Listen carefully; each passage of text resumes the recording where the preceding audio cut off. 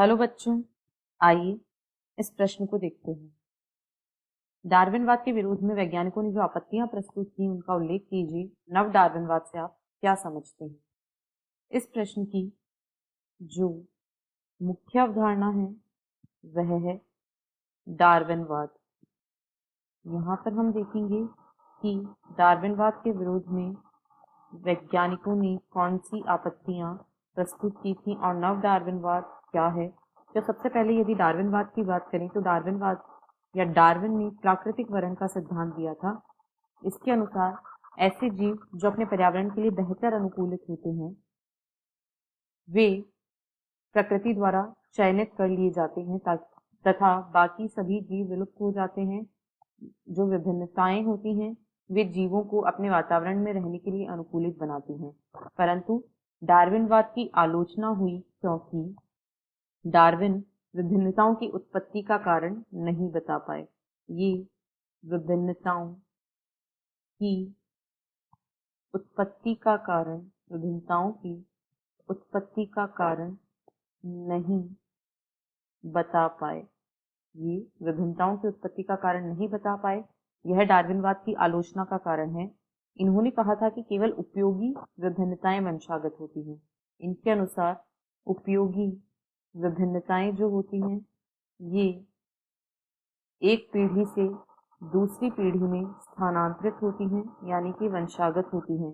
लेकिन डार्विन की जो सतत विभिन्नताएं थी वे इतनी सक्षम नहीं थी। डार्विन ने जिन विभिन्नताओं के बारे में बताया था, सतत विभिन्नताएं, ये इतनी सक्षम नहीं थी ये इतनी सक्षम नहीं थी कि इनसे नई जाति का विकास हो सके। ये नई जाति के विकास हेतु सक्षम नहीं थी। इस प्रकार यह भी डार्विनवाद की आलोचना का एक कारण बना। इसी के साथ डार्विन नए लक्षणों की उत्पत्ति डार्विन नए लक्षणों की उत्पत्ति के कारण को नहीं समझा पाए। ये नए लक्षणों की उत्पत्ति को नहीं समझा पाए। साथ ही साथ ये योग्यतम की उत्तरजीविता का सही कारण भी नहीं बता पाए। डार्विनवाद में कुछ जीवों जैसे कि जुगनू में प्रकाश अंग या विद्युत मछली में विद्युत अंग आदि विशिष्ट अंगों की उत्पत्ति को नहीं समझाया जा सका। इस प्रकार यह सिद्धांत योग्यतम की उत्तरजीविता को तो बताता है परंतु योग्यतम के आगमन को नहीं समझा पाता है।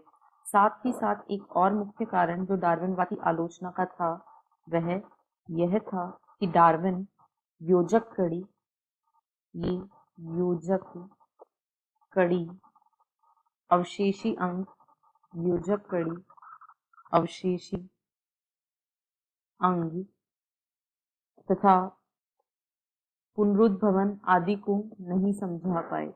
ये योजक कड़ी अवशेषी अंग की उत्पत्ति को नहीं समझा पाए थे। इस प्रकार ये बहुत से ऐसे कारण थे जो डार्विनवाद की आलोचना का कारण बने थे। अब यदि नव डार्विनवाद की बात की जाए, यदि नव डार्विनवाद को देखें तो नव डार्विनवाद जो है यह डार्विनवाद का एक संशोधित रूप है जिसमें वेइसमैन, मेंडल, डेवरीज, हक्सली, गेट्स आदि के द्वारा किए गए शोध शामिल हैं और इनमें डार्विन के खिलाफ आपत्तियों को दूर करने के लिए प्रयोग किए गए। नव डार्विनवाद के अनुसार प्राकृतिक चयन उत्परिवर्तन विविधताओं के साथ साथ विकास का मुख्य कारण है। इन्होंने बताया था कि नव डार्विनवाद के अनुसार उत्परिवर्तन एवं प्राकृतिक चयन उत्परिवर्तन एवं प्राकृतिक चयन उद्विकास के लिए उत्तरदायी हैं। उत्परिवर्तन के बारे में ह्यूगो डी व्रीज ने बताया था और क्योंकि डार्विन अपने सिद्धांत में विभिन्नताओं के स्रोत या विभिन्नताओं के आगमन के बारे में नहीं बता पाए थे, इसीलिए नव डार्विनवाद में विभिन्नताओं के स्रोत यानी उत्परिवर्तन को शामिल किया गया और कहा गया कि उत्परिवर्तन और प्राकृतिक चयन दोनों ही जीवों के विकास के लिए उत्तरदायी कारक हैं। पर्यावरण की स्थिति के लिए उपयुक्त जीव जीवित रहेगा। जो पर्यावरण के लिए उपयुक्त जीव होगा वह जीवित रह जाएगा और उसे प्रकृति द्वारा चयनित कर लिया जाएगा। और जिन जीवों में उपयोगी उत्परिवर्तन होते हैं उन्हीं का चयन प्रकृति द्वारा किया जाता है।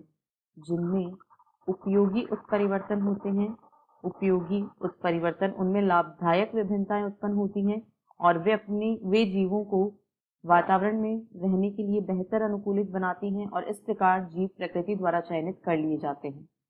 आशा है आपको प्रश्न समझ आया होगा। धन्यवाद।